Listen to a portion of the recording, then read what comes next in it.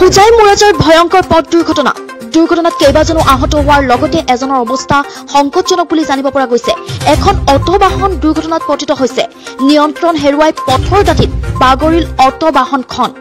দুৰ্ঘটনাস্থলীত উপস্থিত হৈছে মুৰাজাৰ আৰক্ষী ঘটনাস্থলীত উপস্থিত হৈ আহতসকলক উদ্ধাৰ কৰি হস্পিটেললৈ প্ৰেৰণ কৰিছে। পুনৰবাৰ জনাইছো, হুজাই মুৰাজাৰ ভয়ংকৰ পথ দুৰ্ঘটনা। দুৰ্ঘটনাত কেইবাজনো আহত হোৱাৰ লগতে এজনৰ অৱস্থা সংকটজনক বুলি জানিব পৰা গৈছে। এখন অটো বাহন দুৰ্ঘটনাত পতিত হৈছে। নিয়ন্ত্ৰণ হেৰুৱাই পথৰ দাঁতিত বাগৰিল অটো বাহনখন। দুৰ্ঘটনাস্থলীত উপস্থিত হৈছে মুৰাজাৰ আৰক্ষী ঘটনাস্থলীত উপস্থিত হৈ আহতসকলক উদ্ধাৰ কৰি হস্পিটেললৈ প্ৰেৰণ কৰিছে।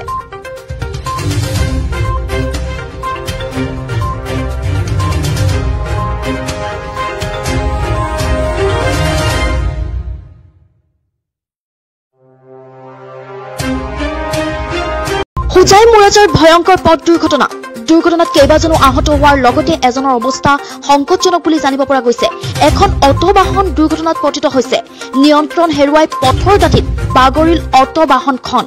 দুৰ্ঘটনাস্থলীত উপস্থিত হৈছে মুৰাজাৰ আৰক্ষী ঘটনাস্থলীত উপস্থিত হৈ আহতসকলক উদ্ধাৰ কৰি হস্পিটেললৈ প্ৰেৰণ কৰিছে। পুনৰবাৰ জনাইছো, হুজাই মুৰাজাৰ ভয়ংকৰ পথ দুৰ্ঘটনা। দুৰ্ঘটনাত কেইবাজনো আহত হোৱাৰ লগতে এজনৰ অৱস্থা সংকটজনক বুলি জানিব পৰা গৈছে। এখন অটো বাহন দুৰ্ঘটনাত পতিত হৈছে। নিয়ন্ত্ৰণ হেৰুৱাই পথৰ দাঁতিত বাগৰিল অটো বাহনখন। দুৰ্ঘটনাস্থলীত উপস্থিত হৈছে মুৰাজাৰ আৰক্ষী ঘটনাস্থলীত উপস্থিত হৈ আহতসকলক উদ্ধাৰ কৰি হস্পিটেললৈ প্ৰেৰণ কৰিছে।